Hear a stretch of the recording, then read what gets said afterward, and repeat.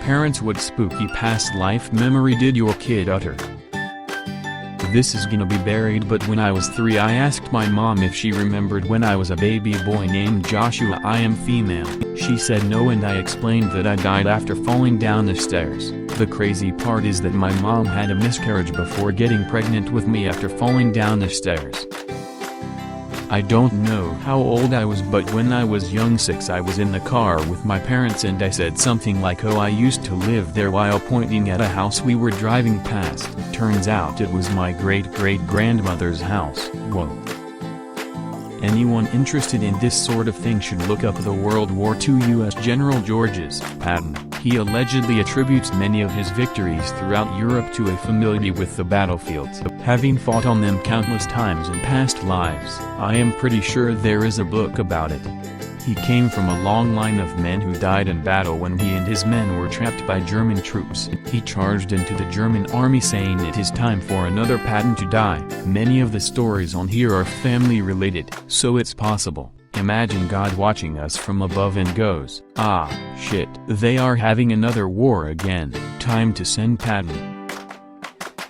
My daughter talks about her grandson all the time. I thought it was just an imaginary friend, but then a couple nights ago she came out of her room at bedtime absolutely sobbing and said, "I am sad because I miss my grandson. He lives in my old house in my old neighborhood." She has never lived anywhere other than this apartment.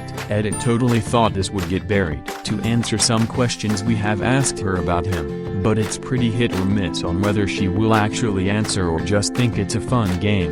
The other night after some questions she told us that he sleeps in a crib and has a white tongue, but when I asked her his name a few hours ago she said "Ga" and laughed and laughed. It totally could be just her imagination, but she also told me some weird things about the baby I lost a few months ago, which really makes me wonder if she remembers knows things we don't. I wonder if she would be able to describe the house and neighborhood at all. Not exactly the same thing, but my 5-year-old daughter has been saying things like, "When I look in mirrors there are a lot of people in here, and why were so many people in my room last night, for like 2 years?" Not me, but a friend's little sister.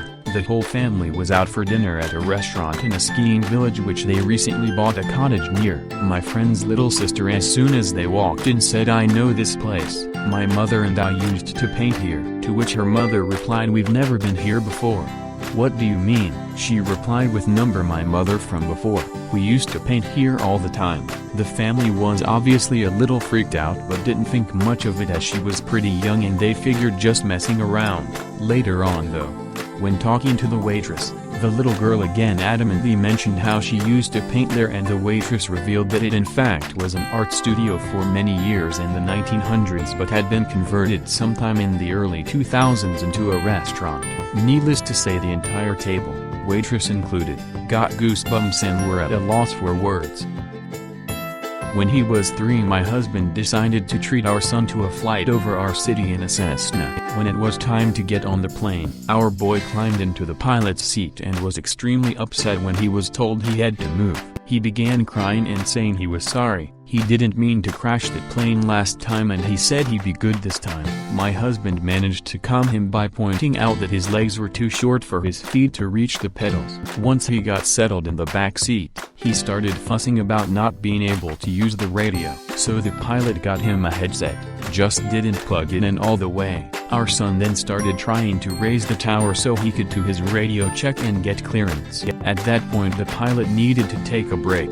He went for a smoke while my husband talked to our son, who told him that he crashed the last plane he flew and a lot of people died. When the pilot got back, they were able to do the flight with no further issues. About a year later, we went to an aeronautics museum when an old Mosquito was being restored. Our son told the curator that he used to fly one of those, so he offered us a tour of the plane. When we got in, our son pointed out several things that were wrong with the plane, which turned out to be correct things like the joystick being the wrong sort, etc. The curator told us the plane had previously been modernized and was now being restored to original condition. He also confirmed that the items our son had pointed out were in fact slated to be replaced. Our kid is grown Mo and doesn't remember ever being a pilot before and has absolute zero interest in planes, but he does remember just knowing things about airplanes and piloting them. My grandma has a story from when my dad was 2-3 years old. He told her once that he was almost born before but was too sick and died and had to come back later. It turns out my grandma had at least one miscarriage before he was born that was likely due to birth defects caused by a medication she had been taking at the time. When I was about 4, my family and I were moving house. We went to view this house in a rural village that was right by an airfield that had been very important during World War II, and there were still disused Anderson shelters in the garden and fields behind. Apparently the minute I saw them I ran to my mom, clung to her arm and asked, "Are there going to be more bombs?" and got really agitated. Nobody ever spoke about the war. This was in the 90s, and we didn't even have a TV. My mom was really spooked by the whole thing. Obligatory, not the parent but the kid here, apparently used to have rather frequent bouts of nightmares back when I was 4, and it always began with me screaming the name Sarah, then calling for help loudly, which would wake pretty much everyone in the house up, and ending with me just blubbering out, "I am sorry, I am so sorry," over and over and over again, all the while crying and sobbing. When I would wake up in the morning, I did have no recollection about any of this. My parents had no idea what caused it, given that they knew no one named Sarah that I had interacted with.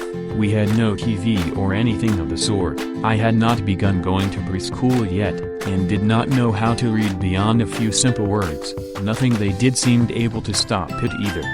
The whole thing went on for a good long while, almost a year, until one day, it just sort of stopped. Mom apparently tried asking me once about it, and Kid Me said something to the effect of, "Sarah does not want to see me crying anymore," so I would not. Did not actually know any of this happened until some years back when I got to talking to my parents about how I always found the name Sarah to be beautiful.